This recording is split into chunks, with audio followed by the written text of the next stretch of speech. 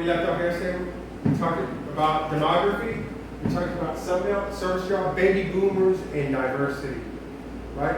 Okay, today we're going to talk about immigrants, and we're going to talk about where babies come from. Now, I just messed that up because I don't know, I just wanted to talk about something else. But, Patty, you already know where babies come from, so why don't you just come up on the board and show us where do babies come from?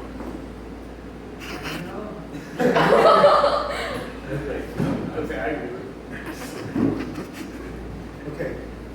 Now, let's talk about immigrants. Where do immigrants come from? What is an immigrant?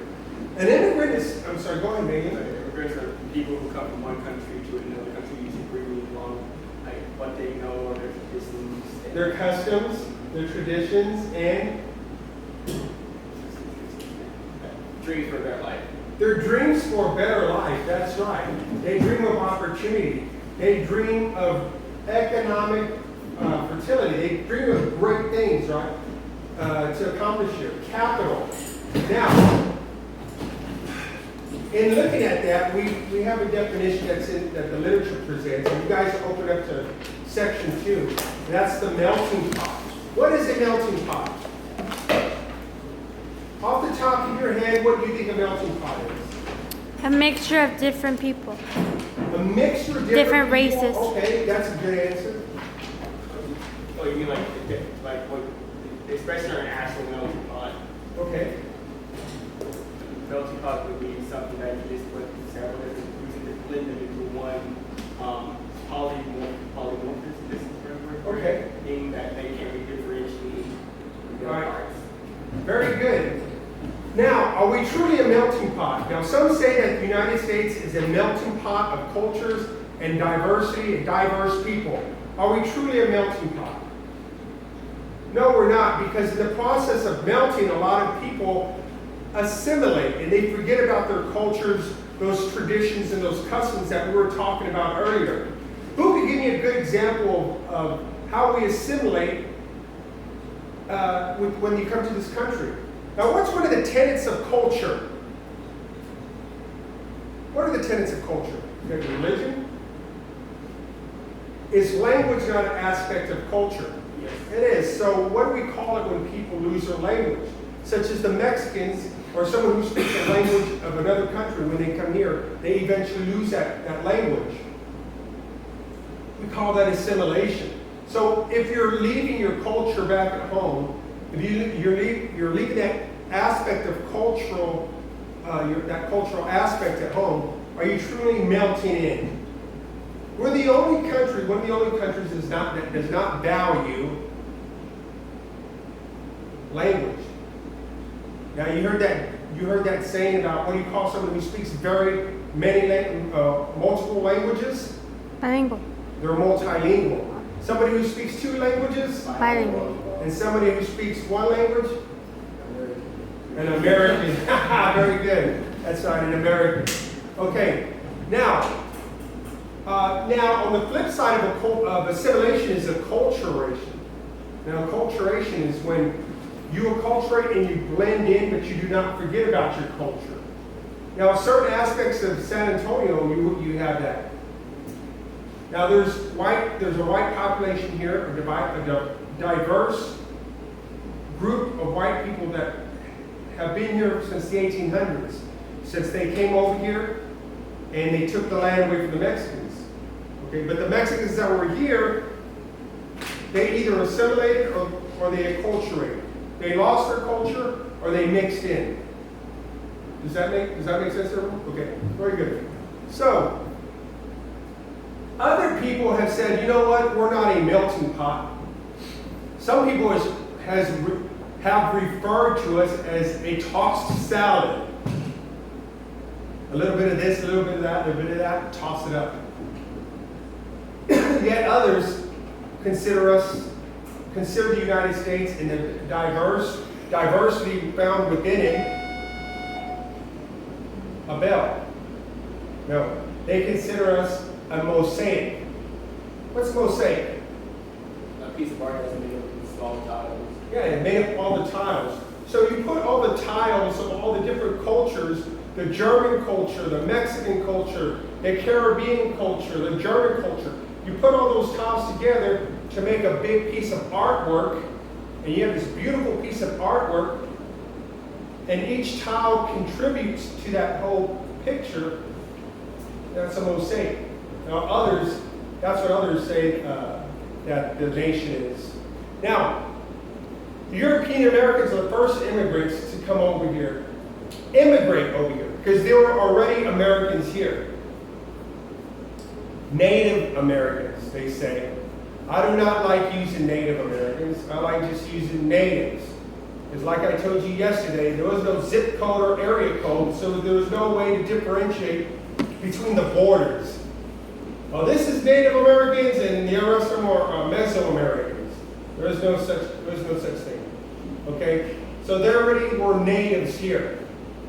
Now, the first wave of immigration that came to this land in mass waves or mass population were the Europeans. Now, the Europeans came to the United States for what reasons?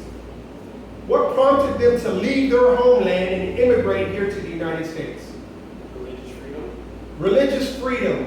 What else? Land. Land, okay. Opportunities. What else? Political freedom, good answer. Political freedom. Well, let's stick on opportunities. People come here to the United States for opportunities, in addition to religious freedom. Some of the reasons that have been given already. Now, other Europeans came between 1830 and 1920, such as the Italians, the Germans, the Slavs, the Greeks, from Greece, the Italians, just to name a few. And they all brought with them their culture. And they all brought with them their customs and their various holidays that they celebrate. But before we go on any further, it's important to note that in the book, in the literature, it did not talk about 1848. What happened in 1848? Now, I asked 100 of you guys yesterday, and not one person, yesterday or the day before, in any of the classes knew what the significance of 1848 was.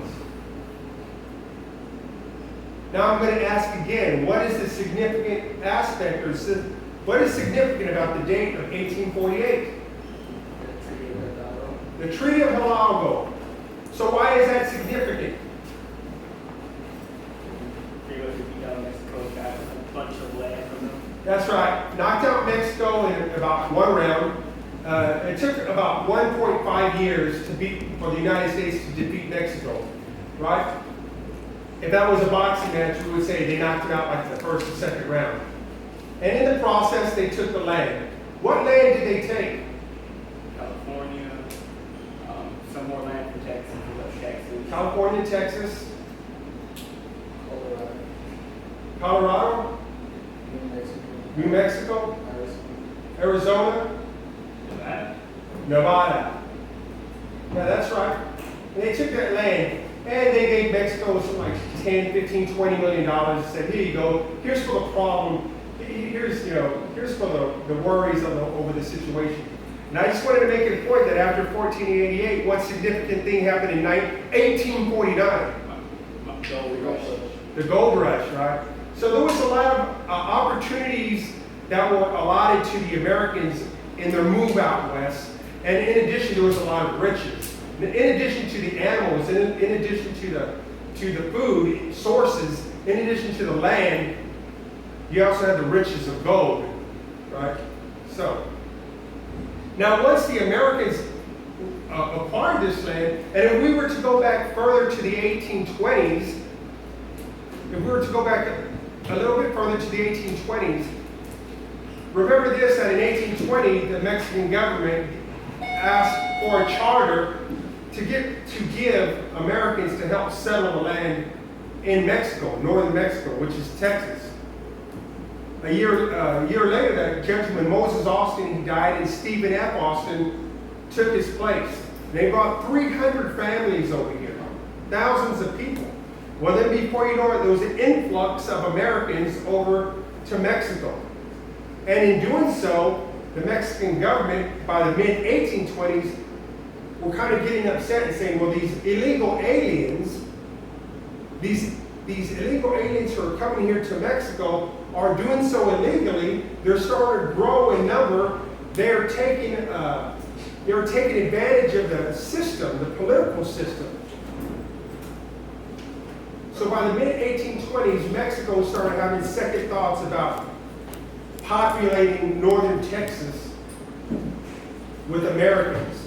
And by the late 1820s, they started to push the Americans back out of Mexico. All the illegal aliens back out of Mexico. Okay? And then, as you know, the Texas Revolution started, and Texas was annexed, and then the War of 1846, the Mexican-American War started, and that's when Mexico was basically knocked out and the land was taken.